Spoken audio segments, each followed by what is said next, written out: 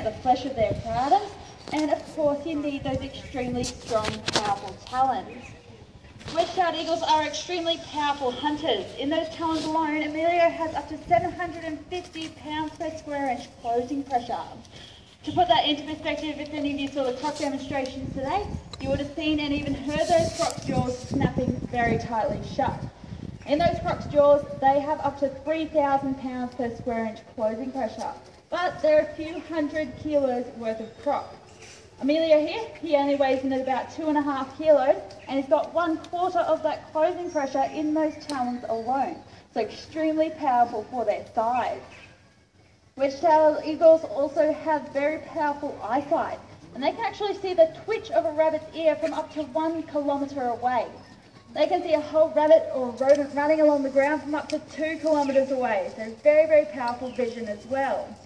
Also, you guys over there, have a good close look at his eyes and you'll notice that he has built-in little sunshades. These basically act like our baseball caps. They help to protect his eyes from the full sun, just like we're in today. So wedge-tailed eagles, their main predators are animals like rabbits and hares, so they do us a good job protecting us from those ever-increasing populations. They also go after a lot of carrion or roadkill. So these birds are often seen in the middle of the side of the road doing what Emilio is doing now. This is known as a mantle, where they'll spread out their wings, they'll try and protect their food items from any scavengers that are trying to hang around and steal their feed. Unfortunately, because these birds are quite large and they've often gorged on a whole lot of food, it takes them a long time to get up and out of the way of any incoming cars and trucks. And that's where they're too often hit and killed by our vehicles.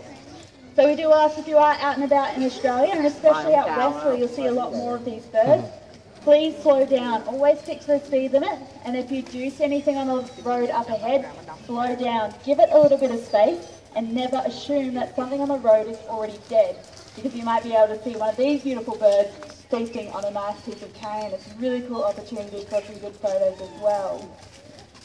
So we've just been joined by our next guest that we have to show. You can hear him over there in the trees up there. Have a little listen. Can anyone guess what this guy is? You know? A barn owl? Not quite. Anyone else want to have a guess? From that noise, what does he sound like? Mum. That's it. Perfectly right. So where do you think he gets his name? From that beautiful bark that sounds a little bit like a dog barking up a tree. Where's he gone? I'm waiting too long for him.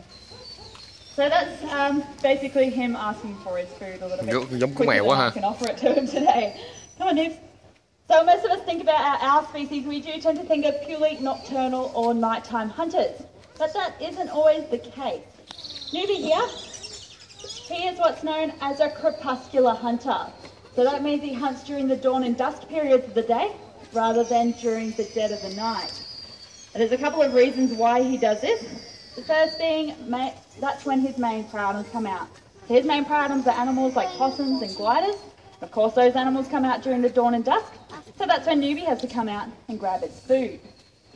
Second reason he hunts during the dawn and dusk is because he's a part of the seeing owl family. In Australia, we have 2 types of owls. We have seeing owls that look like Newbie here, with more of a hawk-like face, and we have hearing owls.